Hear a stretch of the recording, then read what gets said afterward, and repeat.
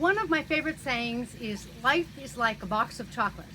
Even though I don't like chocolate, unless there's a lot of caramel, I do think that life is like a box of chocolates in the sense that, hold on, I've got to rescue my tripod, in the sense that you open the box and sometimes there's a great surprise.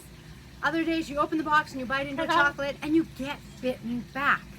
How do you avoid the bitter chocolates? I mean, sometimes you like bitter chocolate, but you get my metaphorical meaning. How do you avoid the ups and downs, the disappointments in life? Hi, I'm Kaylin, and I am the author of Be You, Be Authentic, Be Unlimited, and I have two passions, spirituality and parrots. Right now, my box of chocolates is a little bitey, and that's what happens, right?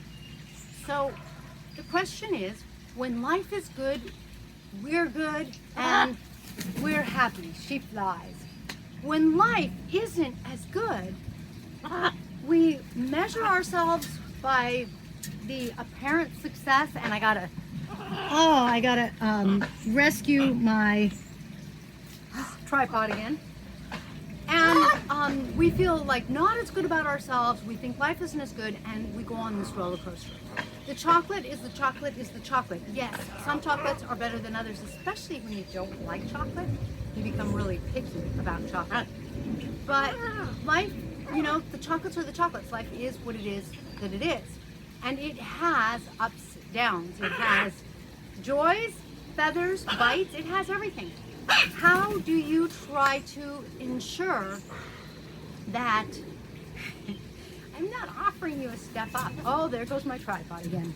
How do you ensure that you stay as stable as possible? Clearly, when you are measuring the good and the bad, I'm like, can I put her up there in the tree? Will she go? You want to go up there? No, not really, huh?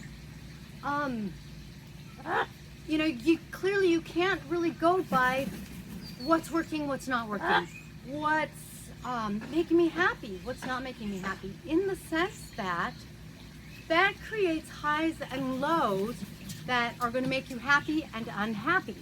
For example, I'm unhappy that I keep having to rescue my tripod before some beak kills it. So the problem is, it's like, in a way, you're really being manipulated, because if good things happen today, you have a good day, you feel good.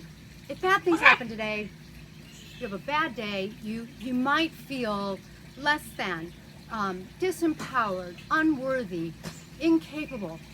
But the thing is, like the chocolates, nothing really changed, except my macaw keeps eating my tripod. That keeps changing, and now I think she changed the angle of the video. But have you changed? No. What about the days when life was working well, things were going great, and you felt more empowered? You felt capable. You felt like everything was coming up roses. You felt better about yourself. What changed? Nothing, except life. So, whether my macaws are behaving and being dolls and letting me do what I want, and one of my favorite things is hugging a macaw. Oh! Ow! Whether they're letting me do that, or whether they're getting on my head, ruining my video, I focus on,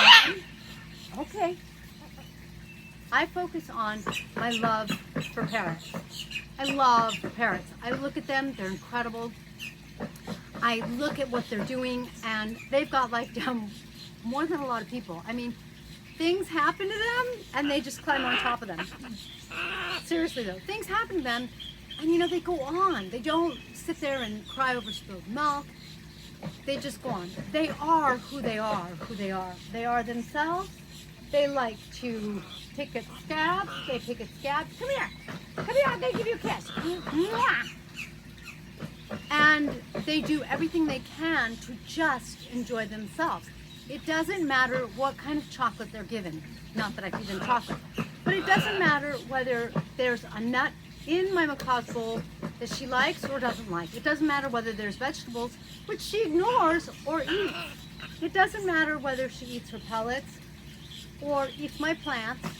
Whatever it is she's doing, and she's loving it. It doesn't matter whether her sister's around, not that they're literally sisters, but it doesn't matter whether her sister's around or not, although she usually wants to be with her. They like to be with each other. But if they're not together, they'll cry. I mean, they'll go like, rah, rah, but then they get over it and life's fine. And they don't like make that big of a deal out of it because they have the ability to keep their parrotness. How do you keep your birdness, so to speak? You have to focus on something deeper and more meaningful to you.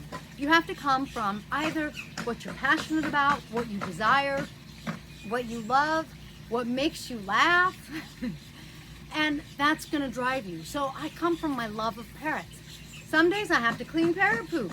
Other days I make videos about parrots and I have so much fun. Or I just play with my parrots and I have so much fun. And I look at them and they're cute and adorable and I feel fantastic. But whether it's good or bad kind of thing, what happens, I always focus on them because I still have to take care of them every day. I still have to give them fresh water every day. I still have to give them food every day, fresh vegetables. I still have to take care of them every day. It's a lot of work, but I don't come from the work and I don't focus on the work because that could be some bitter chocolate. Again, if you don't like bitter chocolate. And instead, I focus on the fact that they're just the joy that colors my life as far as something that colors my life in addition to my family and the people who are important to me. But, you know, I also do parrots. They're part of my expression, right? So they're part, in that sense, of my dedication in life. So when you focus on something deeper, maybe it's your passion, maybe it's your desire, maybe it's the shirt you're losing that's meaningful to you, then what happens is you're going to define yourself by something deeper. Maybe just the experience of having that box of chocolates, of having received them, the gratitude for having them, the gratitude for having variety within that box of chocolates. And then you have a very different experience. You get to keep your tripod and you're not quite on the roller coaster of life because you have chocolates or you don't, and it's all good. And when you have delicious chocolates, you're like, yay, that's fantastic. And when you don't, or it's nothing but bad, old, nasty chocolate that you can't even eat and you're really disappointed, you're disappointed, but you don't lose yourself. And it's just not a high and a low, it's you. It's you instead. So make sure that you're tapping into something that's more meaningful within you this way, especially in our turbulent times where we've got a crazy world, a crazy epidemic, and all sorts of crazy things happening. Thanks for joining us in this video. We will catch you next time. If you have any questions about raising your frequency and living your best life, please be sure to comment below and I'll make a video helping you out. Thanks.